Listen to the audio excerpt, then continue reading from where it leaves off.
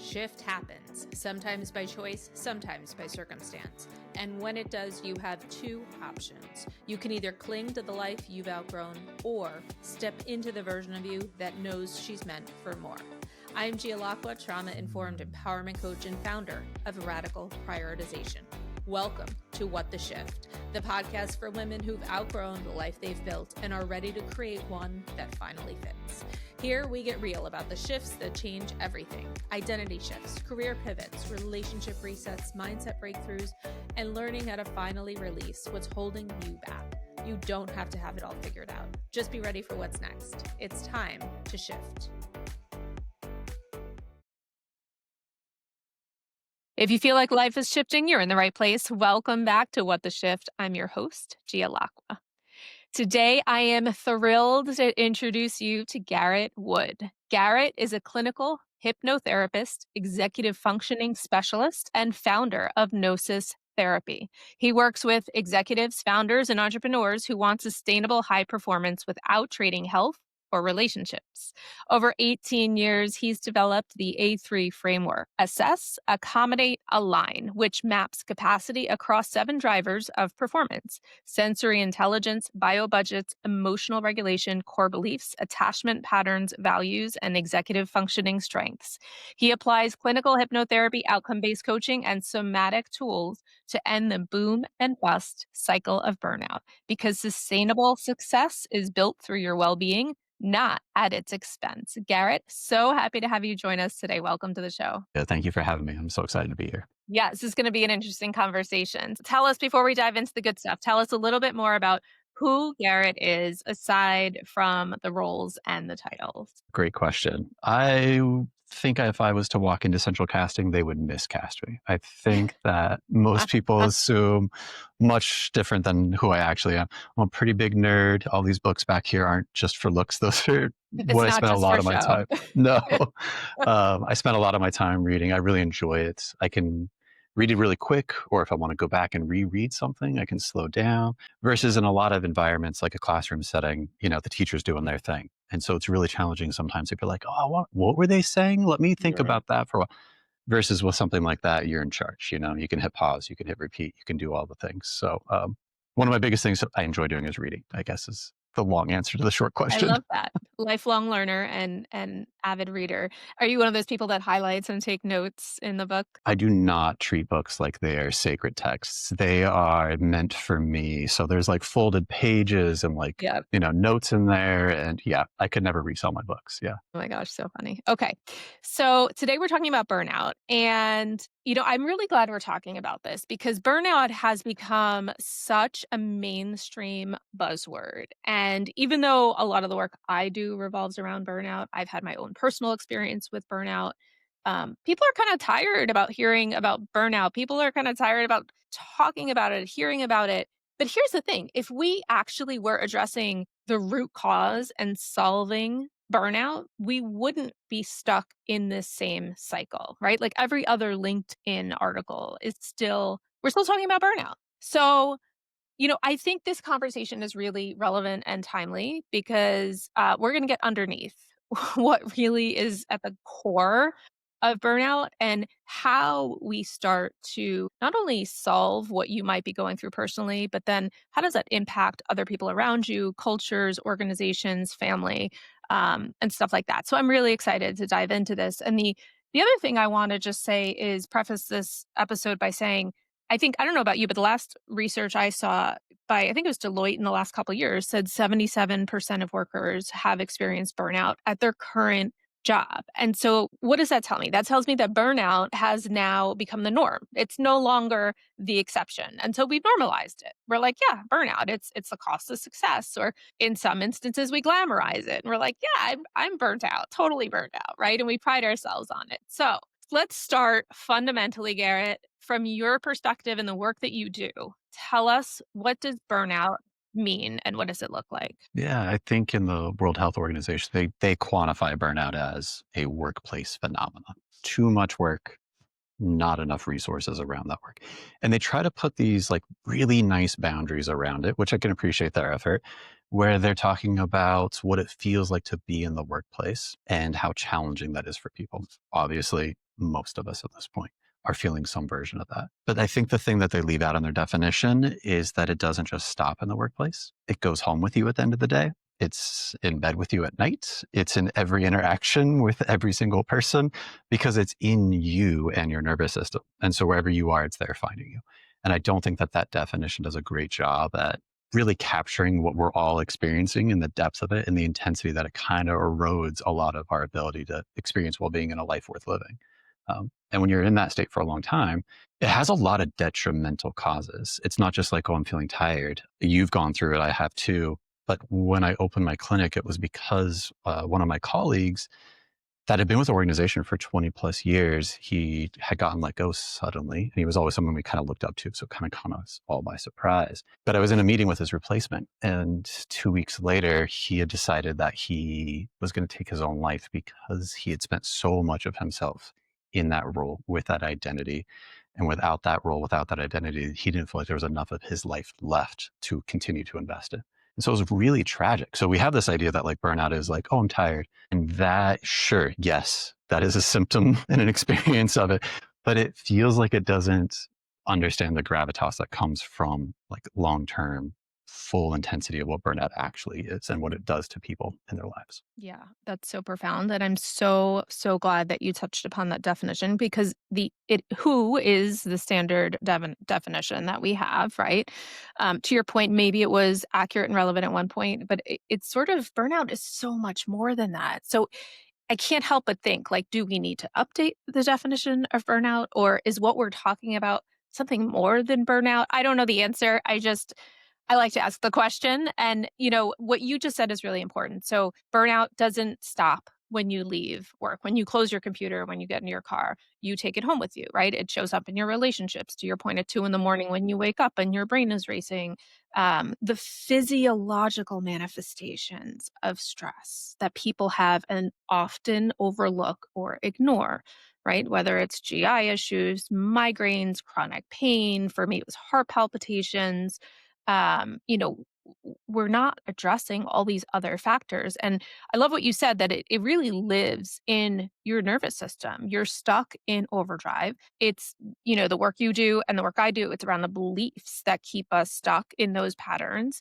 And, our body collapsing under the pressure. So most people think that burnout is addressed with self-care, time out, or sorry, time off, going on a weekend away, a vacation, a yoga class, a meditation, but we know that that doesn't work.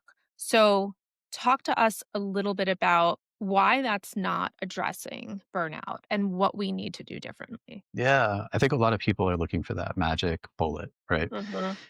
And I don't believe in magic bullets. I do believe in magic bullets with an S on there. Maybe what works for one person and change their life won't work for you at this moment in your life. It may work in the future. It may have worked for you before in the past, but we have to have a really robust like menu to choose from. Because if you're in the early stages of burnout versus if you're in like the latter stages, the types of strategies you need to see a shift in your well-being and like actually change how you feel is completely different.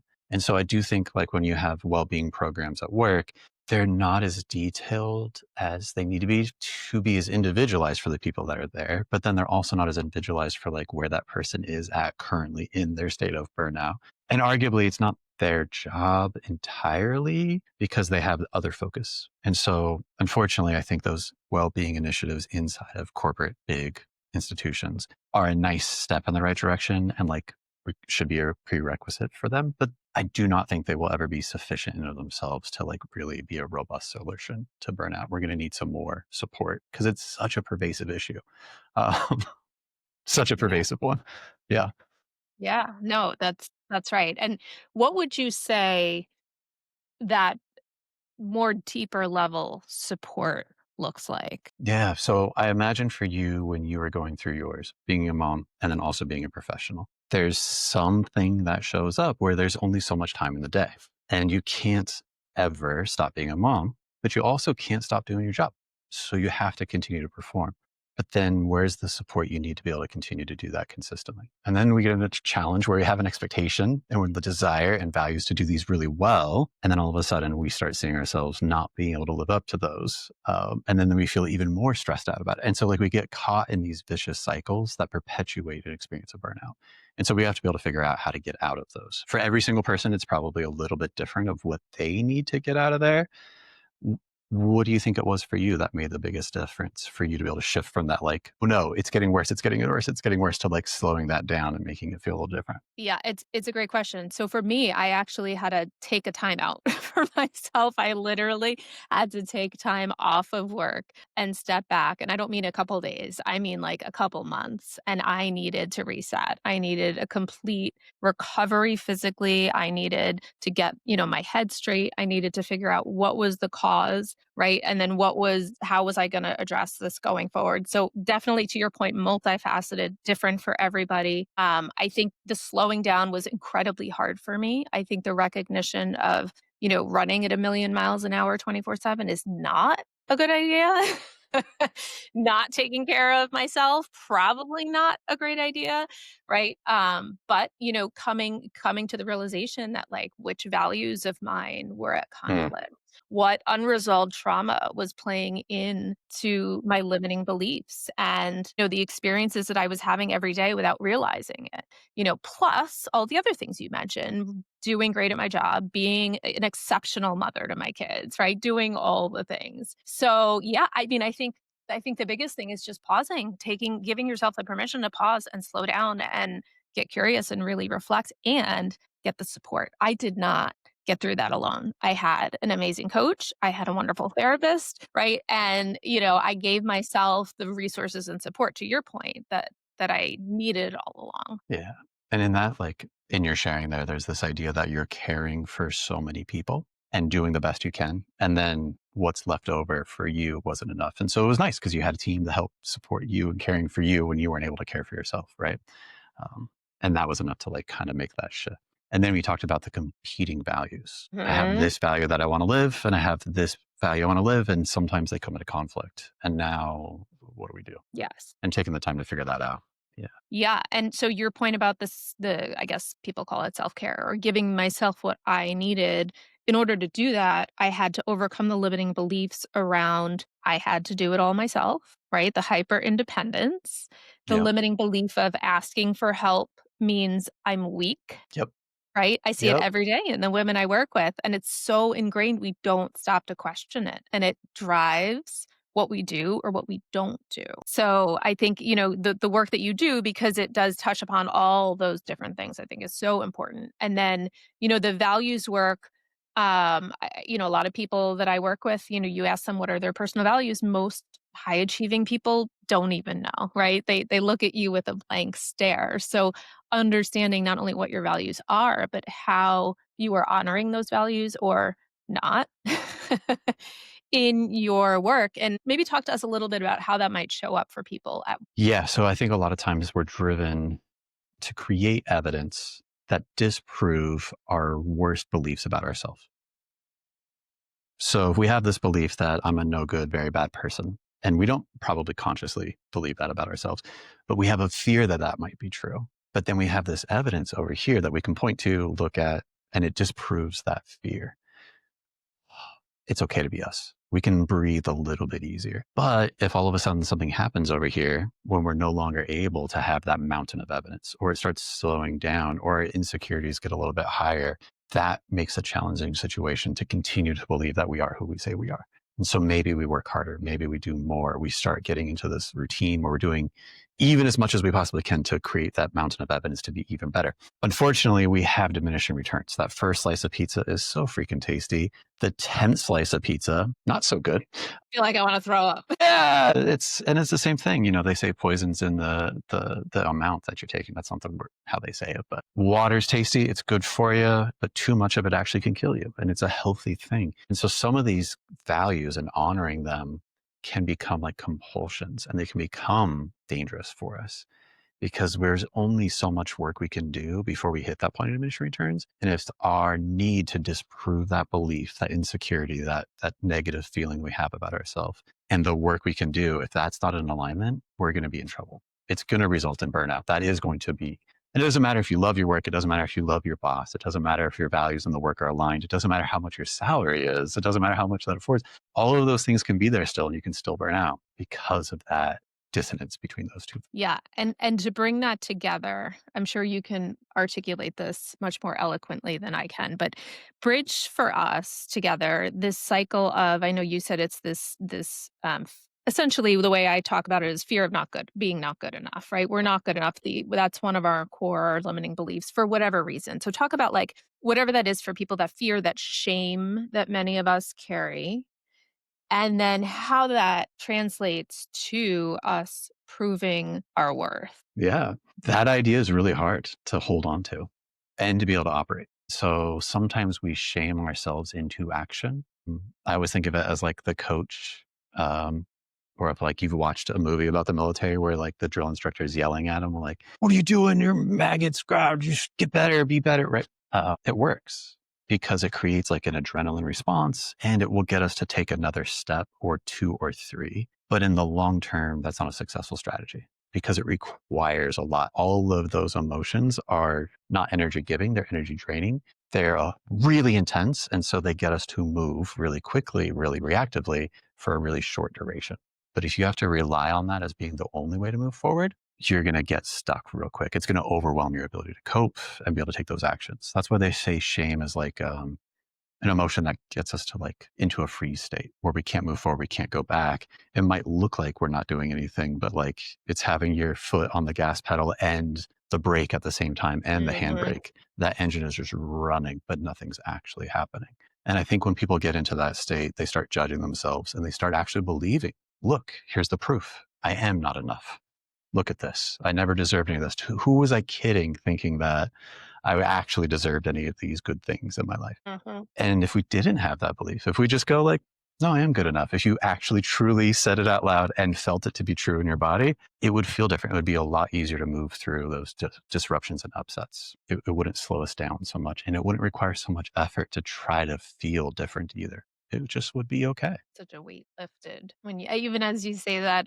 And for a lot of people, myself included, busyness becomes the coping mechanism, right? If I just 100%. busy, don't stop, don't slow down, like keep going. If there was any sort of white space in my day, it was I had to fill it with something quote unquote productive, couldn't rest. So that does, to your point, keep us in that stuck in that free sorry, it keeps us stuck in the fight or flight response in our nervous system, right? And that's everything is urgent and can't slow down. Talk to us a little bit about how that manifests physically in the nervous system, what that looks like. Yeah, every chronic stress condition is pretty horrific. So they've done an ACE study. Kaiser did this adverse childhood experience study. It's really interesting when you get a lot of data and you're like, hey, these people are using our system a lot. They are taxing our healthcare system. What is going on with this group of people? Oh, they all have these incidences common. Interesting. So having insulin issues later, having anxiety later, having higher rates of depression, having higher alcohol and substance use issues, and having greater rates of obesity and heart disease. These are like a lot of people call these like chosen or lifestyle medicine interventions because they're things you can do to mitigate the effects of them. But what I think is really interesting is those were actually solutions that people were using to help them regulate their nervous system so they could calm the heck down. They were like coping mechanisms to add support to be the best version of themselves that they could be, having gone through a lot of those challenging moments as a kid. Because when you're a kid and you're developing your nervous system, your ability to calm yourself down, and you don't have someone to provide that space for you, it makes it really hard to develop one on your own. And so you have to figure out ways to get that to work. So you find out what works for you. For some people, it's coffee. For some people, it's running. For some people, It's chocolate shakes. I mean, I don't, all of those work. All of them have their benefits. But if it's the only way that you can feel okay, that's where we get in danger. And it doesn't matter how healthy the behavior is. If it's your only way to cope, you're going to reach that point of diminishing returns and it's going to cost you something. For me, it was lots of them. Drinking was one of them. Running was another. Running felt healthier than drinking, and it was. But I ran so much that I harmed my body. Like it was not healthy. Um, and so it's trying to figure out, okay, do we need all these coping mechanisms? Are they really the effective way to help support your nervous system? Is there a more direct, specific way that we can make an intervention? So if we have really specific challenges and we have a really general intervention, it's going to take a whole lot of effort for very little results. If we have a very specific issue and a very specific intervention, we get a lot more results better. Yeah, interesting. And thank you for sharing that. So it does look different for everybody. Some, and to your point, some of them can look like healthy coping mechanisms, but in excess, they are not. And then they're obviously, it can go the unhealthy route too. For sure. Talk to us, Garrett. I know I touched upon this earlier, but talk to us a little bit about the role of subconscious patterns and our limiting beliefs. And how does that play into keeping people stuck in burnout? Yeah. There's a lot of, they say fish don't know that they're wet, right? If you've lived with the belief for so long, you don't even know that it's there. My favorite, like, silly example of that is like if someone's like, oh, that's a really nice shirt. And you're like, oh, they didn't say that yesterday. What was wrong with my shirt yesterday? We're not even like taking in that compliment. We're not receiving that like bid for connection that that person is providing for you. They're saying, hey, I like you. I want to be closer to you. And you're saying like, oh, I don't know if I'm ready to accept it. We're so distracted by this filter of the negativity. And we have a natural one as humans, right? We're always filtering for negativity because if we protect ourselves from negative, that's safer than always accepting the positives. So that's challenging. And then the more of those experiences you had as a young kid, the more of those things are there. And they show up as like, I'm not good enough. I'm not lovable. I'm not worthy. I don't matter. Um, those are really challenging beliefs that a lot of people hold, especially high achievers, because some of the reason why they're going out and doing all that work is to make sure that they have evidence to prove that those aren't true. But if I don't do all that work, what does that mean? Are those beliefs true? And so it gets challenging really quickly for people. Yeah, and I sort of, liken it to the hamster on the wheel, or you're running a race, and then to your point about running, and then you're like, "Well, what am I running for? What am I running For from? When do I stop?" Right? And then because you keep hitting the goals and the milestones and the accomplishments, and it's not fulfilling, it's not rewarding, and you keep pushing and pushing and pushing, and then it's like, for what? Like, what is for the end what? goal? Yeah, when is it going to be enough instead of Enough. just more, right? And it's not it because it's not the outcome that's the important part. It's this other thing that we're not paying attention to, and we don't even know it's there. Like that's not to like shame or blame anybody. Like you're just not aware of it. The fish doesn't know they're wet, and so it's really a challenging environment. And it's until you can't keep doing the coping mechanisms, you can't keep pushing, that most people stop to realize, oh, wait a minute, there's something here. Uh-oh. Maybe there's an easier way around this. Maybe it Yeah, doesn't have to be as hard yeah. as I'm You're making it. chasing the next dopamine hit, right? For sure. Yeah. So you have a term that I really appreciate, and I'm hoping you can explain it for me and our listeners. But talk to us about we know what high achieving is. Talk to us about high masking. What does high masking mean? What does that look like? And what role does it play out when it comes to play in burnout? Yeah. So there's a lot of different interpretations of masking, a lot of different connotations, but I like to go back to like the first kind of iteration that I was able to see in like popular media. And it ties in with burnout, where ICU nurses have to keep a very like professional demeanor. And they're seeing some really challenging experiences and how a normal person would react if they were exposed to those really intense situations would not be, a pretty Yeah. straight face, right? And even more challenging than that, sometimes they have to perform like care and attention and attentiveness and like make that person feel calm and regulated. Because the calmer and more regulated their nervous system is, the easier it is for that person to be going through their traumatic moment. And that bedside manner is something that like shows up for doctors and even anesthesiologists on like their insurance premiums. The better they are at it, the better the outcomes they have from their patients, the lower their insurance premiums are. So it's like a very real thing that even makes it into P&L statements. But in that scenario, that face that they're putting on costs them something. And that mask that they're putting on to mask their internal emotion and reaction and to be showing up as professional that gap right there is challenging for people. Some people put it on when they're doing their customer service voice. Some people put it on um, when they're stressed out and they're with their kids and they don't want to be that stressed out version of themselves with their kids.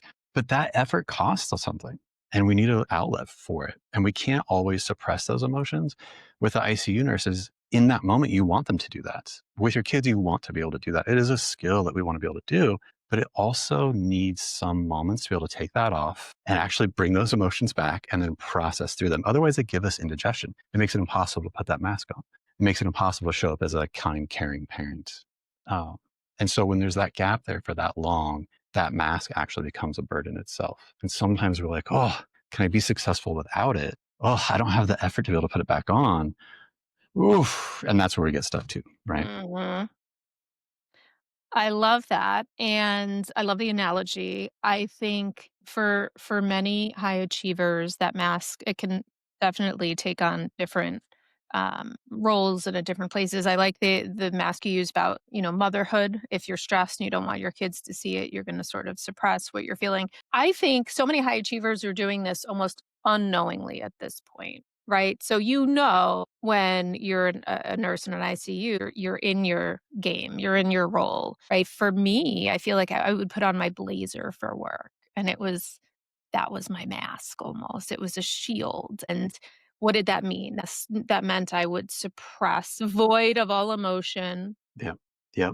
put on my armor, don't be vulnerable, right? Whatever the stories are that I told myself that other women tell themselves when they show up, whether it's at work or in a certain relationship. Sometimes they have, toxic relationships with partners, with family members, and how they show up. We don't even know we're doing it, right? And Absolutely. so, to your point about all of the suppression and then an outlet, and it's not going anywhere. How do we start to untangle that? Yeah. It's a big, long history of trying to untangle that. In the West Yeah. here, we have like a strong tradition of discounting emotions and prioritizing logic, reason, and willpower over Yes. emotions. Like Yes. from the ancient Greek Stoic philosophers, where they're like, no, we're God. And Stoicism is literally like, now it's like white knuckling your day through and not Yeah. pretending anything's bothering you, like you're out there playing poker all the time. And in business and leadership circles, they've inherited a lot of the culture from an anti-emotional perspective. They've adopted a lot of the things that show up when bravery and courage and willpower and grit and determination and all of those things are good, but when you devoid them from emotion, there's actual people out there that cannot feel emotions. That part of their brain has been damaged. They've had head trauma. And when you sit down with those people and you ask them to reason through something like, hey, do you want to come in on Tuesday or Thursday? And they just have pure logic, they can't come to a conclusion that's satisfying because there's no emotional anchor for it. So they just loop in all of the variables for hours. And then when you go, okay, we're going to do Tuesday at 11, they're like, great. We need emotion to actually reason and use logic effectively. Without it, we can't actually show up as our best self. We need emotion to be able to maintain duration and focus to achieve that outcome of a task. We need that feeling, and we're doing it best. It feels effortless and easy. And so when we're not doing it, it gets overwhelming. And some emotions give us energy. Some they don't necessarily take energy, but they are effortful. And so Yeah. trying to get more of those positive emotions to kind of balance those negatives is helpful. That's not like, oh, it's all good all the time vibes, but it is like this good thing happened. I'm going to think about that. Okay, I'm taking that past moment, bringing it present. I feel better. That's helpful. Okay, now I feel a little better. All the problems didn't go away. um, but it's really challenging in a lot of environments because we're supposed to leave those emotions at the door. And that costs something for us. That's an effort, contributes to burnout. Yeah. It does, and it's an important point, and on the flip side of that, there's obviously a push, as there should be in leadership, for authenticity and more vulnerability, and I think sometimes people can misinterpret what that actually means. It doesn't mean don't have a filter on your mouth and say whatever comes to mind, but there is that balance, right, of not suppressing everything and being authentic and speaking your truth, right? And it's kinda how do we find that balance? Yeah. And I think being a mom is actually probably a really good model for leadership because as a mom, you're an attachment figure. If your kids need to be doing something and they're dysregulated because they're kids, They need you to be able to be present, to be able to borrow that regulation so they can get back to doing whatever they need to be doing. If you're a leader at work, that is almost apples to apples. Yeah. Like, hey, you're not doing okay because of whatever's going on. Okay, let's talk about it. Okay, let me stay regulated. You're dysregulated. Okay, now you can come back down. Okay, cool. Now let's problem solve. Mhm. And if you can do that, you can get a lot of collaborative effort where people are moving forward. Versus if you're the leader that's like, hey, you suck at everything. You're Yeah. terrible. Why can't you figure this out? Yeah, what's wrong with you? You're Yeah. broken? What the heck? How do we hire you? We're going to remedy that pretty quick. I do not think that leaders are saying that. Maybe some people are thinking it, but that makes that person's performance worse. It heightens all of those feelings. And you're getting less performance from those people when they're doing it. You're creating less ability to collaborate. The projects are going to suffer. The outcome's going to suffer. And so I do think a lot of leaders, when we talk about bringing authenticity and vulnerability into the workplace, I think being a mom is probably a pretty good model of what that could look like for people. I love that you just said that, and I think vice versa. I think being a leader makes you a great mother. I think being a mother makes you an amazing leader because there is a lot of overlap and synergy. And what I would say is, in my former life, when I was in corporate America, I am a nurturer by nature, and I had suppressed that for so long. And then I realized that was actually like my leadership superpower, and that's actually what people wanted and they craved. And when they came in to bitch and moan about something, I would let them, right? Just give them the space to vent, get it out, whatever you got, and then we can come back to our logical brain and figure Yeah. out the right next step. And people appreciated that so much because it was always, to your point, logic, problem solving, and no space for the emotional piece. Yeah. There's a psychologist, Dr. Bruce Perry, and he talks about this.